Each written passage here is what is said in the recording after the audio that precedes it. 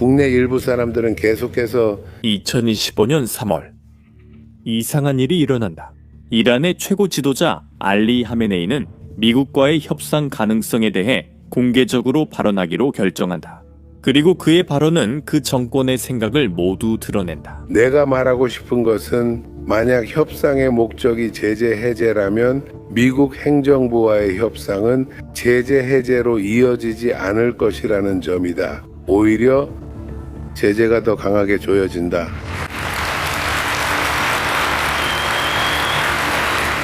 하메네이는 경고한다. 미국인들을 믿지 말라. 그들과의 어떤 합의도 함정이다. 협상은 곧 항복이다. 이런 사고방식, 이런 절대적인 불신이 바로 11개월 후의 정권이 치명적인 실수를 저지르게 만드는 것이다. 2026년 2월 6일 오만의 수도 무스카트. 이란 외무장관 아바스 아라그치가 회의실에 앉아있다. 반대편에는 트럼프의 특사 스티브 위트코프와 제러드 쿠슈너가 있다. 그들 사이에는 오만 외무장관이 중재자 역할을 하고 있다.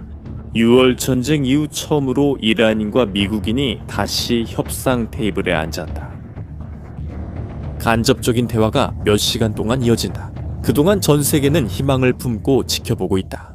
협상이 끝나자마자 아라그시 에이락시는 곧바로 이란 국영 TV로 가서 실수를 저지른다. 그는 이란이 핵 프로그램에 대해 협상할 의사가 있다고 발표하지만 곧바로 덧붙인다. 우리의 탄도 미사일 프로그램은 협상 대상이 아니다.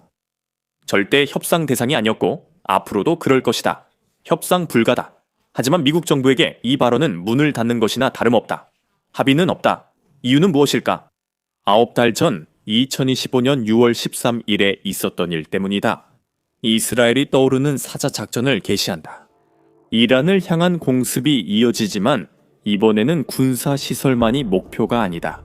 이스라엘은 사람들을 노린다. 몇 시간 만에 혁명수비대의 고위 지휘관 20명 이상이 제거된다. 그들 중에는 모하마드 바게리 장군 참모총장, 호세인 살라미 장군 혁명수비대 사령관, 아미르 알리 하지자데 장군이란 미사일 프로그램을 구축한 인물이 있다. 모두 사망했다. 이란의 군사 지도부가 제거된다. 그러자 이란은 이스라엘을 향해 수백 발의 탄도미사일을 발사하며 대응한다. 그리고 처음으로 그 미사일들이 제대로 작동해 방어망을 뚫고 실제 피해를 입힌다. 미국은 이를 지켜보고 전쟁에 참전하기로 결정한다. 2025년 6월 22일 미드나이트 해머 작전. BI 스피릿 폭격기 7대의 가 미주리에서 이륙해 공중급유를 여러 번 받으며 37시간 동안 곧장 이란까지 비행합니다. 각 폭격기는 GBU 57 폭탄을 탑재하고 있습니다. 각각 14톤으로 60m의 철근 콘크리트를 관통하도록 설계되었습니다. 목표는 포르도, 나탄즈, 이스파한입니다. 이란의 세 주요 핵시설로 산 깊숙한 곳에 건설되어 파괴가 불가능하도록 설계되었습니다. 수십 년간의 핵 개발 작업이 몇 분 만에 사라집니다. 그리고 6월 24일 트럼프가 휴전을 선언합니다. 12일간의 전쟁이 끝납니다. 이제 9개월을 앞으로 가서 2026년 2월로 넘어가 보겠습니다. 이란은 군사적으로 붕괴된 차에 다시 협상 테이블로 돌아옵니다. 지도부는 제거되었고 핵 프로그램은 파괴되었습니다. 하지만 정권의 수뇌부는 결정적인 무언가를 깨달았습니다. 탄도미사일은 효과가 있었습니다.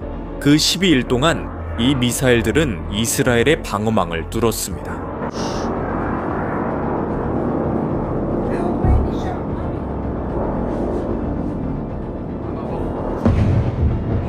그리고 이제 오만에 앉아있는 이란인들은 유일하게 효과가 있었던 그 한 가지에 대해서만큼은 협상하기를 거부합니다. 그들의 시각에서 미사일은 생명보험과도 같습니다. 도널드 트럼프는 기자회견에서 미국의 입장을 분명히 밝혔습니다. 만약 이란이 2년 전에 이런 합의를 제안했다면 우리는 받아들였을 겁니다. 하지만 지금은 어떨까요? 이제 우리는 이란 미사일이 무엇을 할 수 있는지, 실제 피해가 어떤지 보았습니다. 그래서 우리는 미사일 프로그램이 어떤 합의에도 포함되길 원합니다. 오만에서 협상이 끝난 지 2시간 후 미국은 새로운 제재를 발표합니다. 이란의 그림자 선단 소속 선박 14척과 불법 석유 운송과 관련된 15개 단체가 제재 대상입니다. 메시지는 분명합니다. 당신들이 양보하지 않으면 우리는 계속 압박하겠다는 것입니다. 하지만 제재는 압박의 일부일 뿐입니다. 2025년 10월로 돌아가 보겠습니다. 아얀데 은행, 이란에서 가장 큰 민간은행 중 하나가 붕괴합니다. 정권과 연관된 프로젝트에 대한 부실 대출로 50억 달러가 손실되었습니다. 그 은행은 터무니없는 이자를 제공하며 예금자들을 끌어들였습니다. 한 정부 감사관은 그것을 폰지 사기라고 불렀습니다. 은행이 파산하자 수천 가구의 이란 가정이 모든 것을 잃었습니다. 중앙은행은 긴급 자금을 인쇄해 그 구멍을 메우려 했습니다. 결과는 화폐 가치가 폭락합니다. 몇 달 후인 12월 리알화는 달러당 140만 리알까지 떨어집니다. 인플레이션이 치솟고 식료품 가격이 폭등하며 거리는 시위대로 가득 찹니다. 그리고 가장 결정적인 순간이 찾아옵니다. So in the 90s. I agree with you. We're at the beginning of the boom. I go back 2 seconds. 2016년 2월 5일 워싱턴 디스트릭트 오브 콜럼비아. 스콧 베센트 재무장관이 상원은행위원회에서 증언하고 있습니다. 그는 미국의 전략을 냉정하게 설명하며 그들이 이란의 인위적인 달러 부족을 만들었다고 말합니다. 그 결과는 아얀데 은행의 파산, 뱅크런, 무분별한 화폐 발행, 그리고 통화 붕괴였습니다. 그리고 나서 베센트는 놀라운 말을 합니다. 좋은 소식은 상원 의원님, 이란 지도부가 미친 듯이 자금을 해외로 빼돌리고 있다는 겁니다. 쥐들이 배를 버리고 도망치고 있습니다.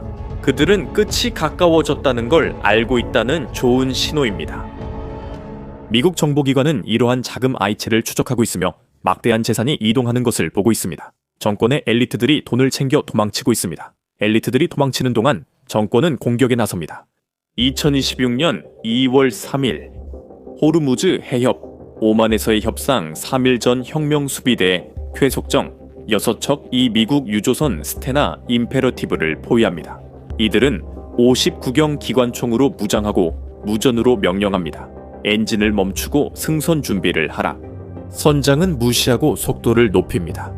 구축함 유나이티드 스테이츠 십 맥폴이 항공 지원과 함께 접근하자 쾌속정들은 후퇴합니다. 같은 날 미군 전투기가 항공모함 유나이티드 스테이츠 십 에이브러햄 링컨에 접근하던 이란 드론을 격추시킵니다.